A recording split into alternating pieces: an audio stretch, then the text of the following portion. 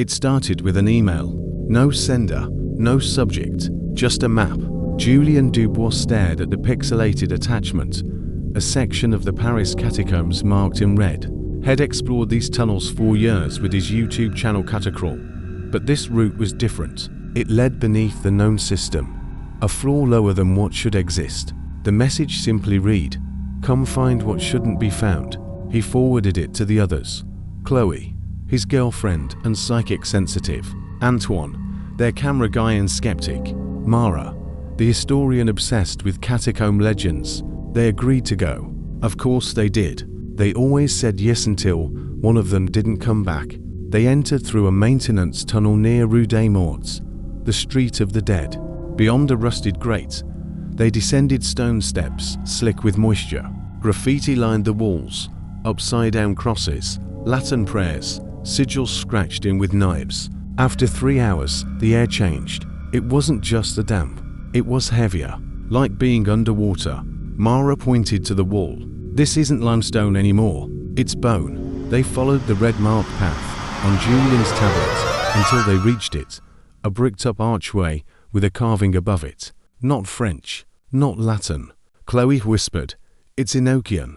Antoine laughed nervously. "What is this, a movie?" Then the wall breathed. Just once, the wall caved in as if collapsing inward, not forward. A black corridor stretched beyond, untouched by time. Chloe winced. "Something's watching us." They pressed forward. The signal from their gear weakened. Julien marked their path with chalk. It vanished behind them. The deeper they went, the more wrong the architecture became. Walls at odd angles, steps that descended then rose into nothing, mosaics of skulls arranged into symbols. Antoine swore he heard music. Whispers echoed. "Turn back, go deeper, she's waiting." And then they reached the room with no floor, just an open pit, circular, endless, humming softly like a throat clearing in the dark. They lowered a rope. Mara insisted on going first. Chloe begged her to stop. Julien filmed. Antoine muttered prayers. Mara disappeared beneath the edge. 30 seconds passed. Then a scream. No, a laugh echoed up. It was her voice, but warped. They followed, one by one. The walls of the shaft weren't stone anymore, but flesh. Veins pulsed underfoot. The air tasted like iron and rot. When they hit the bottom, the catacombs were gone. They stood in a mirror world, a cathedral of bones. Everything above them was gone, and something down here was very awake. The bone cathedral sang, not with voices but with pressure. Air that vibrated, pulsed. Mara walked ahead, speaking in a tongue none of them recognized. Julien filmed her, but on the screen, she was static. Chloe clutched her head. "There's a woman down here, she's inside the walls." Antoine whispered, "This is a tomb." "No," Chloe said, "it's a womb." From the ceiling, teeth began to grow. From the floor, fingers. Julien turned to run. There was no tunnel, only the cathedral, and the choir began to scream. They found her behind the altar, buried in bone up to her neck, eyes open, staring. At first, she didn't move. Then her mouth twisted into a smile that wasn't hers. "Mara is no longer with you," she said in perfect French. Chloe dropped to her knees, trembling. "It's inside her. She invited it." Julien lifted the camera. The lens cracked. Antoine stepped back. "We need to leave. We're not equipped for this." Julien pointed behind him. There was no way back, only a wall of bone, grown smooth and seamless. The woman whispered, "The exit is down. The gate only opens when it feeds." They pressed forward. The cathedral shifted behind them. Doors opened in silence. Walls bent inward. They walked into a narrow corridor filled with portraits, paintings, dozens of them. Each showed a different group of explorers, dating back to the 1800s. Some showed soldiers, some monks. One had a photograph stapled into the canvas, 4 young men in modern gear, staring directly into the lens. Chloe touched one canvas. Her fingers bled. The figure in the painting moved. Antoine lit it on fire. The flame burned cold and black. The gallery screamed. Mara's voice echoed, "Now you're part of the collection." They camped near a dry well. No sleep came. Julien watched Chloe whisper to someone unseen. Antoine checked the map. It was useless.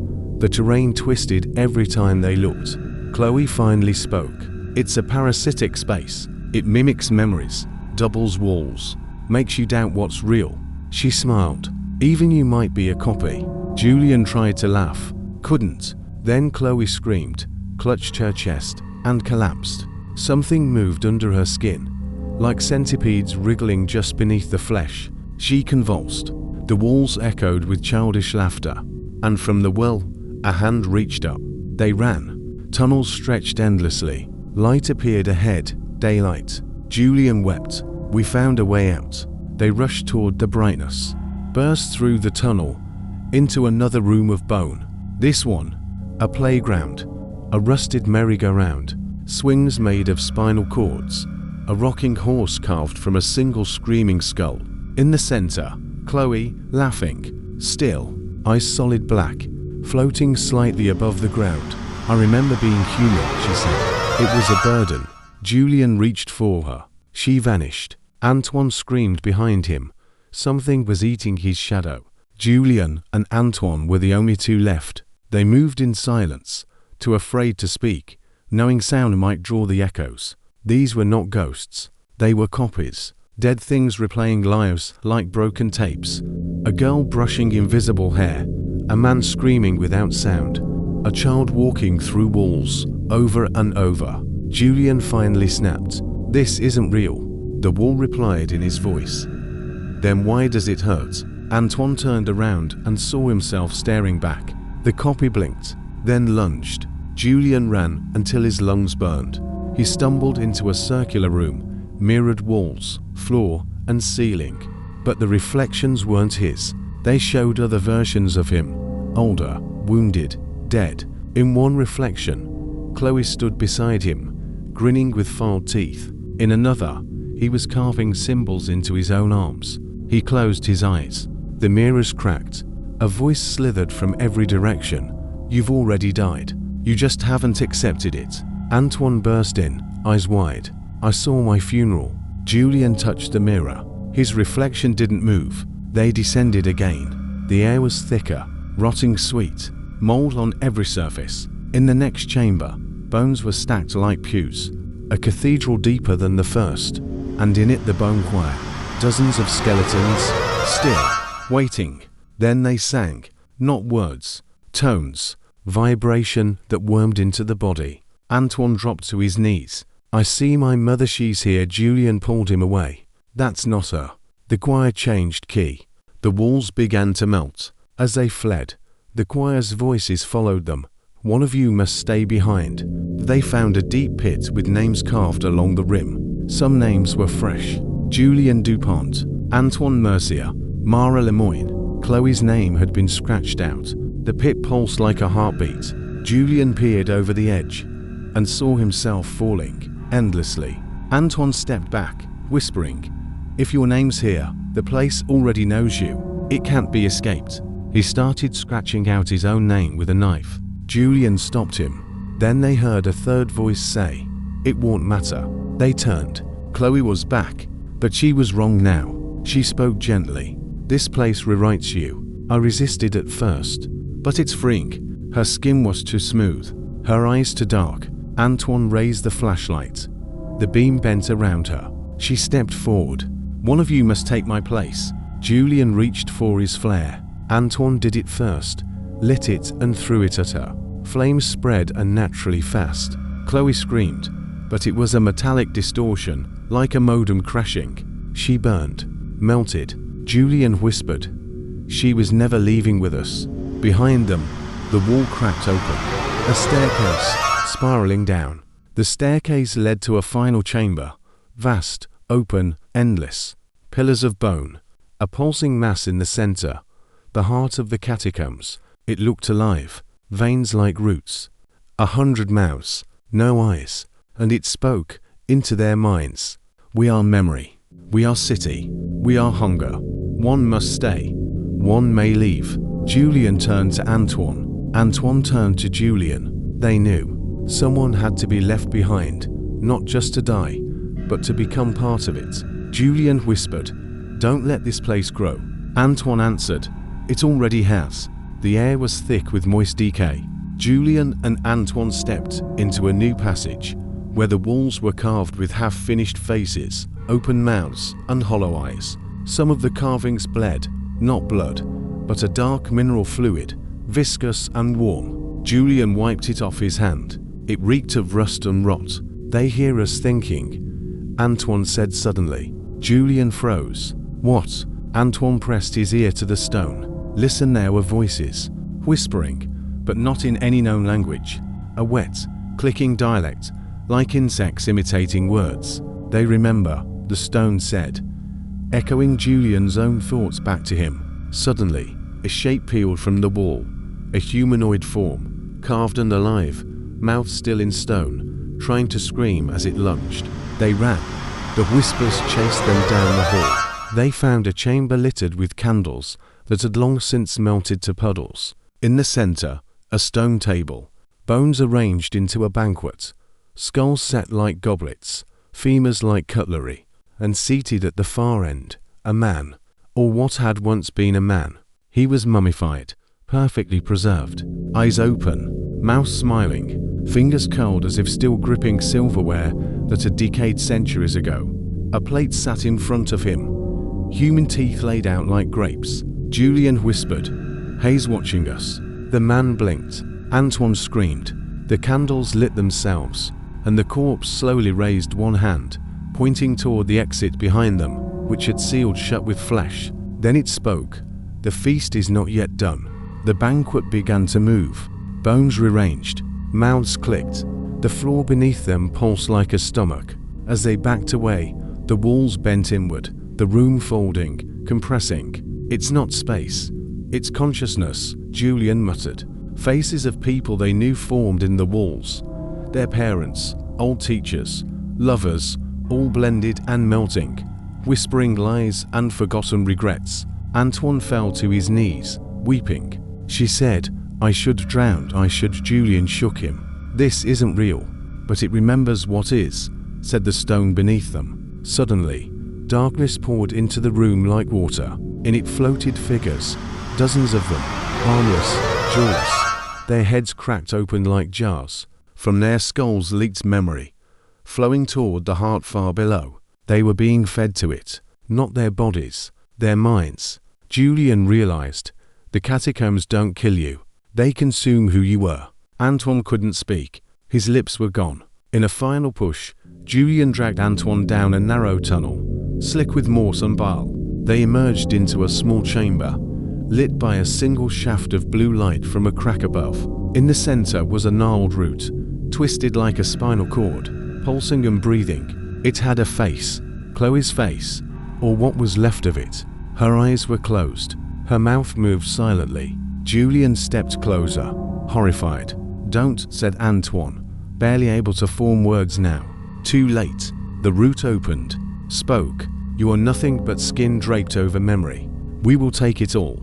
Leave the vessel and be real." Julian saw visions, himself, buried alive in stone, reliving the same hour over and over, screaming silently. Antoine pulled a blade. "One of us must die to let the other live." Julian turned, slowly, and nodded.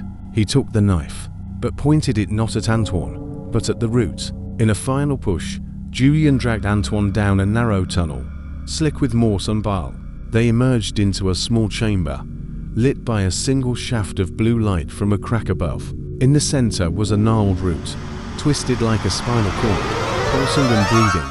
It had a face, Chloe's face, or what was left of it. Her eyes were closed. Her mouth moved silently. Julian stepped closer, horrified. "Don't," said Antoine, barely able to form words now.